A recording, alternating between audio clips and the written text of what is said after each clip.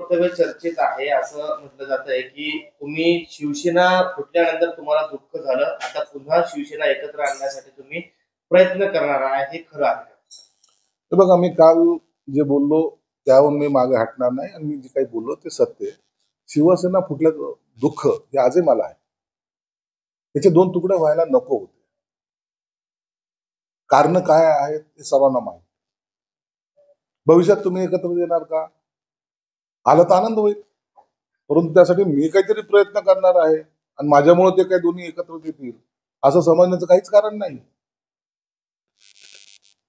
मी हेही सांगितलं, त्यांची जी काही हटवादी भूमिका आहे, पक्ष संपला तरी चालेल, परंतु आपली भूमिका भूमिका ते सोडायला तयार नाही. आणि त्यांनी एकत्र यायचं का नाही यायचं, शिंदे साहेबांनी काय निर्णय घ्यायचा, उद्धव साहेबांनी काय निर्णय घ्यायचा, यामध्ये मी कोणता विद्वान आहे असा की मी त्यांना लोकांना चला तुम्ही हा निर्णय घ्या, तुम्ही हा निर्णय घ्या.